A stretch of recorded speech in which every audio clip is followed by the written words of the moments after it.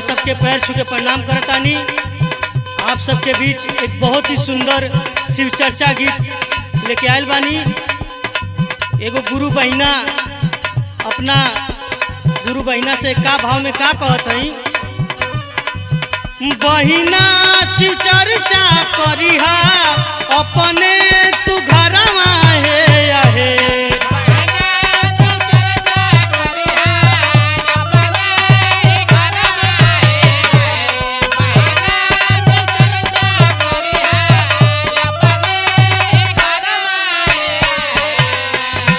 बहिना शिव चर्चा करिहा अपने तू घरवा हे आहे। भोले बाबा सुखी करी है, भोले बाबा सुखी करी है अंगना दुआरवा हे आहे।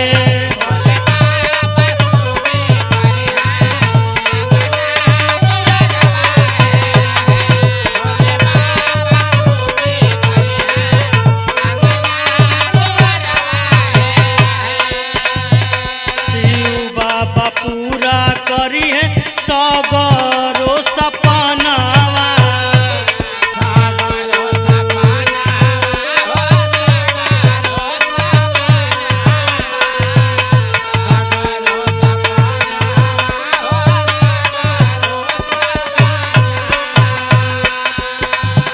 कवनो अधूरा नइखे रही और मनवा।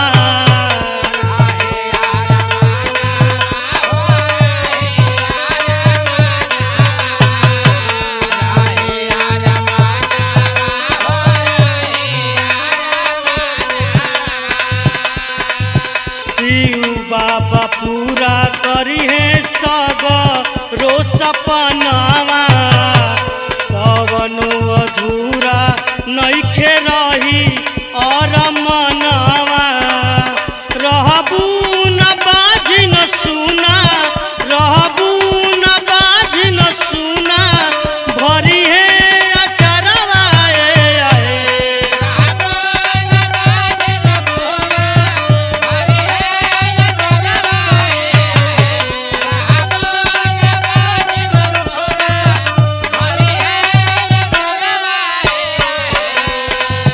रहबू न बाजी न सुना भरी है अचरवा हे आहे। भोले बाबा सुखी करी है, भोले बाबा सुखी करी है अंगना दुआरवा हे आहे।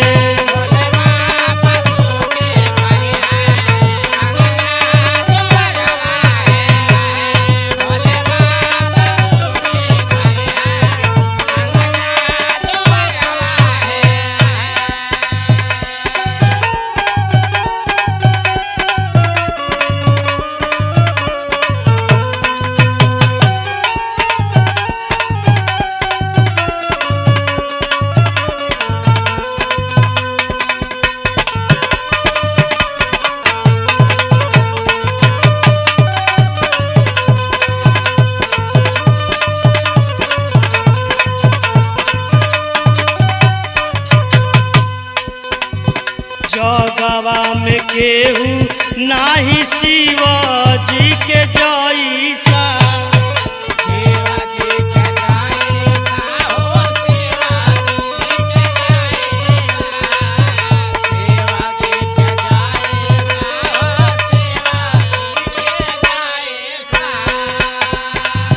दुखवा कलेश काटे देव ताना ऐसा।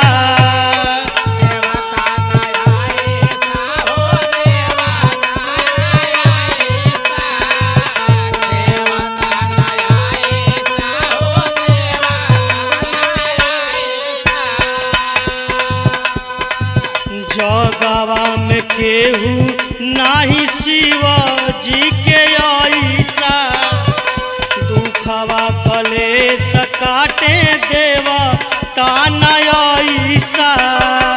दिल से मनैबू तोहार, दिल से मनैबू तोहार सुनी है गोहरवा हे आहे।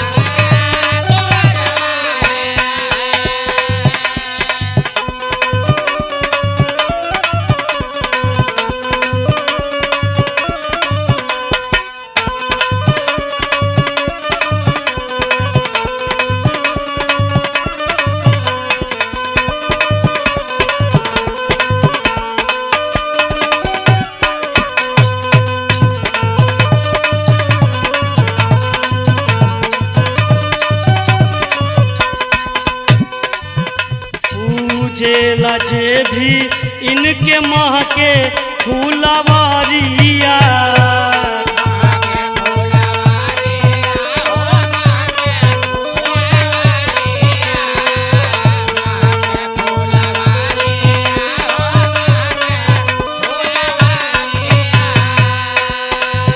जगमग जगमग लागी सागरी डहरिया।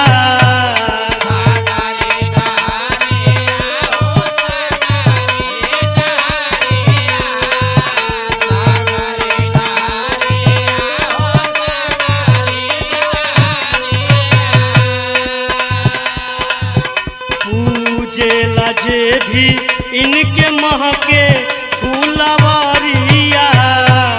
जगमग जगमग लागी सागरी डहरिया। जिंदगी में हरदम मिली, जिंदगी में हरदम मिली इनकर सहारवा आहे।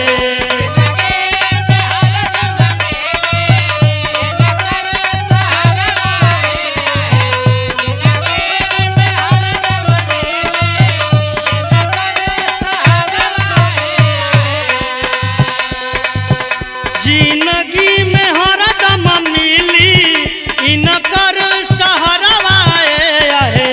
भोले बाबा सुखी करिहे, भोले बाबा सुखी करिहे अंगना दुआरवा आहे।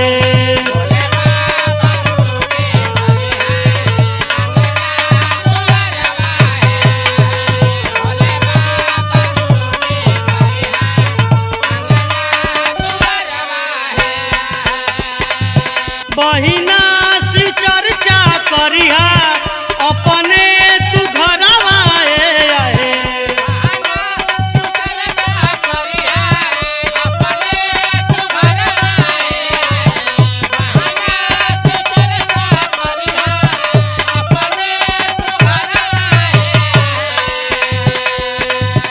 बहिना से चर्चा करिहा अपने तू घरवा आहे।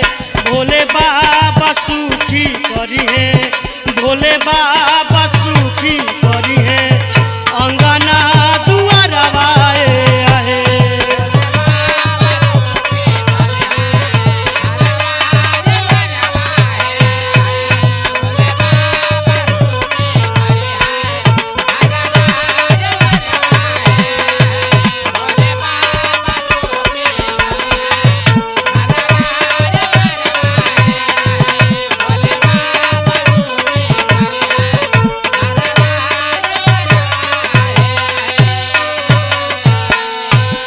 प्रेम से बोलिए भोले बाबा की, शिव गुरु बाबा की। हर सोमवारी आवे शिव चर्चा प्रभु हमारे दुआरे। आए हाय हो बानी शिव के सहारे।